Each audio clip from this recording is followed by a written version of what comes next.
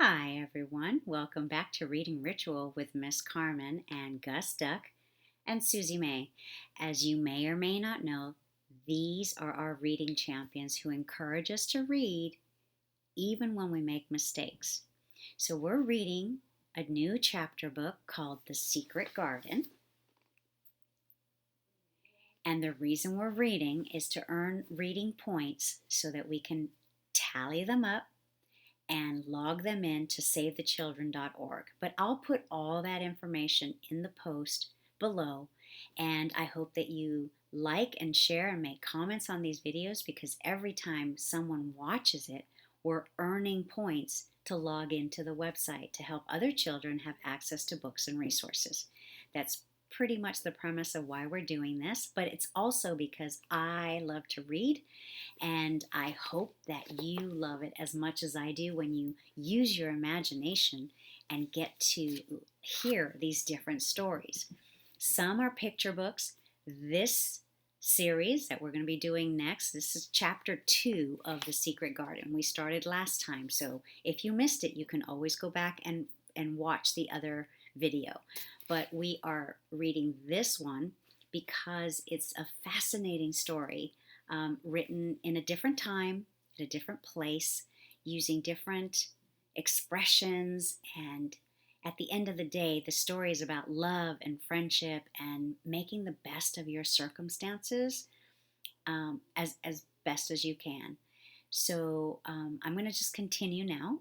We're going to dive right into chapter 2. It's called Mistress Mary, Quite Contrary. And I will share some of the pictures. Right? There we go. I still can't get the hang of that. So in the last chapter, we learned about Mary Lennox and what happened when she was living in India. So she's still in India, but there's about to be some changes that are happening in her life. And we also learned she wasn't the nicest little girl that we've ever met or encountered. Mary had liked to look at her mother from a distance, and she thought her very pretty, but as she knew very little of her, she could scarcely have been expected to love her or to miss her very much when she was gone. She did not miss her at all. In fact, and as she was a self-absorbed child, she gave her entire thought to herself, as she had always done. If she had been older, she would have no doubt been very anxious of being left alone in the world, but she was very young, and as she had always been taken care of, she supposed she always would be. What she thought was that she would like to know if she was going to nice people, who would be polite to her and give her her own way, as her ayah and the other servants had done. She knew that she was not going to stay at the English clergyman's house, where she was taken at first. She did not want to stay. The English clergyman was poor, and he had 5 children nearly all the same age, and they wore shabby clothes and were always quarreling and snatching toys from each other. Mary hated their untidy bungalow and was so disagreeable to them that after the first day or two nobody would play with her. By the second day they had given her a nickname which made her furious. It was Basil who thought of it first. Basil was a little boy with impudent blue eyes and a turned-up nose, and Mary quite disliked him. She was playing by herself under a tree, just as she'd been playing the day the cholera broke out. She was making heaps of earth and paths for a garden, and Basil came and stood near her to watch. Presently he got rather interested and suddenly made a suggestion. "Why don't you put a heap of stones there and pretend it's a rockery?" he said. "There, in the middle." And he leaned over her to point. "Go away," cried Mary. "I don't want boys. Go away." For a moment Basil looked angry, and then he began to tease. He was always teasing his sisters. He danced round and round and made faces and sang and laughed.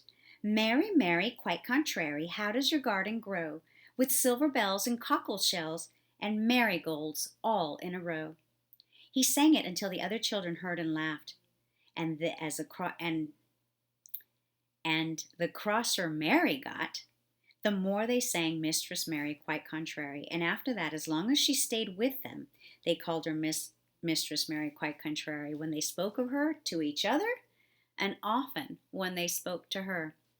"You are going to be sent home," Basil said to her, "at the end of the week, and we're glad of it." "I'm glad of it too," answered Mary. "Where is home?" "She doesn't know where home is," said Basil, with 7-year-old scorn. "It's England, of course. Our grandmamma lives there, and our sister Mabel was sent to her last year. You are not going to your grandmamma. You have none. You're going to your uncle. His name is Mr. Archibald Craven." "I don't know anything about him," snapped Mary. "I know you don't," Basil answered. "You don't know anything about anything. Girls never do.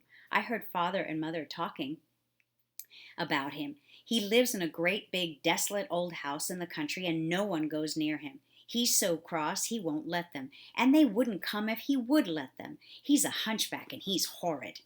"I don't believe you," said Mary, and she turned her back and stuck her fingers in her ears so she wouldn't have to listen. But she thought it over a great deal afterward, and when Mrs. Crawford told her that night that she was going to sail away to England in a few days and go to her uncle, Mr. Archibald Craven, who lived at Misselthwaite Manor, she looked so stony and stubbornly uninterested that they did not know what to think about her. They tried to be kind to her, but she only turned her face away when Mrs. Crawford attempted to kiss her, and held herself stiffly when Mr. Crawford patted her shoulder. "She is such a plain child," Mrs. Crawford said pityingly afterward. "And her mother was such a pretty creature. She had a very pretty manner, too, and Mary has the most unattractive ways I ever saw in a child. The children call her Mistress Mary quite contrary, and though it's naughty of them, one can't help but understand it. Perhaps if her mother had carried her pretty face and her pretty manners oftener into the nursery, Mary might have learned some pretty ways, too. It's very sad now the poor beautiful thing is gone, to remember that many people never even knew that she had a child at all." "I believe she scarcely ever looked at her," sighed Mrs. Crawford. "And when her ayah was dead, there was no one to give a thought to the little thing. Think of the servants running away and leaving her all alone in that deserted bungalow. Colonel McGrew said he nearly jumped out of his skin when he opened the door and found her standing by herself in the middle of the room." Mary made the long voyage to England under the care of an officer's wife, who was taking her children to leave them in a boarding school. She was very much absorbed in her own little boy and girl, and was rather glad to hand the child over to the woman Mrs. Archibald Craven sent to meet her in London. The woman was his housekeeper at Misselthwaite Manor, and her name was Mrs. Medlock. She was a stout woman with very red cheeks and sharp black eyes. She wore a very purple dress, a black silk mantle with jet fringe on it, and a black bonnet with purple velvet flowers which stuck up and trembled when she moved her head. Mary did not like her at all. But, as she very seldom liked anyone, there was nothing remarkable in that. Besides which, it was very evident Mrs. Medlock did not think much of her either. "My word, she's a plain little piece of goods," she said, "and we heard her mother was such a beauty. She hasn't handed much of it down, has she, ma'am?" "Perhaps she will improve as she grows older," the officer's wife said good-naturedly. "If she were not so sallow and had a nicer expression, her features are rather good. Children alter so much." "She'll have to alter a good deal," answered Mrs. Medlock, "and there's nothing likely to improve children at Misselthwaite, if you ask me." They thought Mary was not listening because she was standing a little apart from them at the window of the private hotel they had gone to. She was watching the passing buses and cabs and people, but she heard quite well. And she was very curious about her uncle and the place he lived in. What sort of a place was it? And what would he be like? What was a hunchback? She had never seen one. Perhaps there were none in India. Since she'd been living in other people's houses and had no ayah, she'd begun to feel quite lonely and to think very strange thoughts which were new to her. She'd begun to wonder why she had never seemed to belong to anyone, even when her father and mother were alive. Other children seemed to belong to their fathers and mothers, but she'd never really seemed to be anyone's little girl. She had had servants with food and clothes, but no one had taken any notice of her. She did not know that this was because she was a disagreeable child, but then, of course, she did not know she was disagreeable. She often thought that other people were, but she did not know that she herself was disagreeable. She thought Mrs. Medlock was the most disagreeable person she had ever seen, with her common, highly colored face and her common, fine bonnet. When the next day they set out on their journey to Yorkshire, she walked through the station to the railway carriage with her head up and trying to keep as far away from her as she could because she did not want them to seem to she did not want to seem to belong to her. It would have made her very angry to think people imagined she was her little girl. But Mrs. Medlock was not in the least disturbed by her and her thoughts. She was the kind of woman who would stand no nonsense from young ones. At least that is what she would have said if she had been asked. She had not wanted to go to London just when her sister Maria's daughter was going to be married, but she had a comfortable, well-paid place as housekeeper at Misselthwaite Manor, and the only way in which she could keep it was to do at once what Mr. Archibald Craven told her to do. She never dared even to ask a question.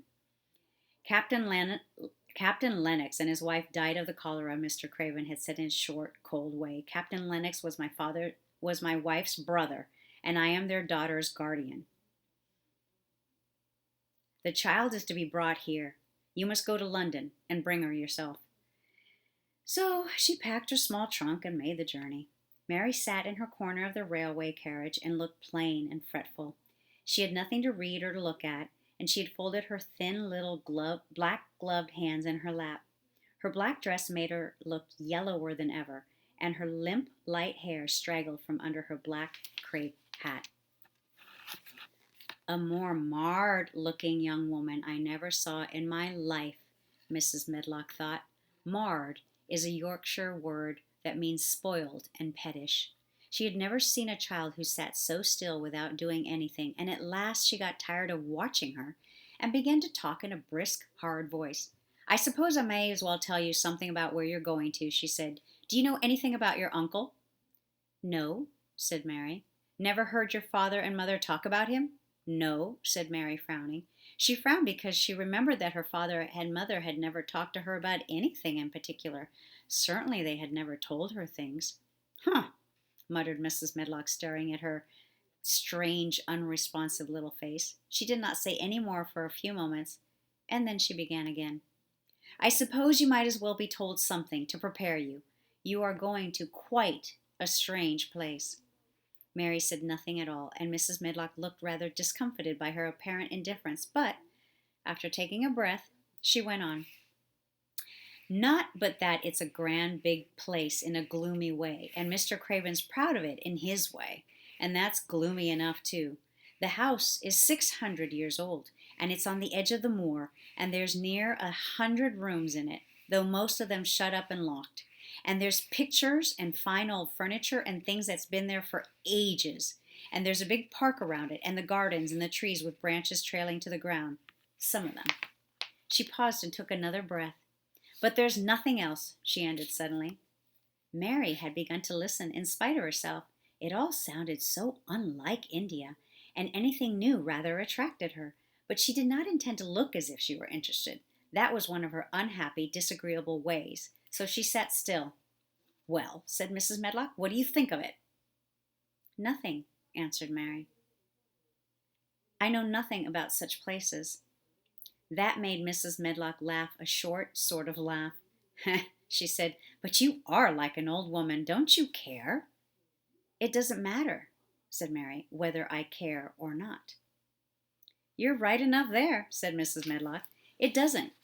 What you're to be kept at Misselthwaite Manor for I don't know, unless because it's the easiest way. He's not going to trouble himself about you, that's sure and certain. He never troubles himself about no one. She stopped herself as if she had just remembered something in time. He's got a crooked back, she said. That set him wrong. He was a sour young man and got no good of all his money and big place till he was married. Mary's eyes turned toward her in spite of her intention not to seem to care. She had never thought of the hunchback being married and was a trifle surprised.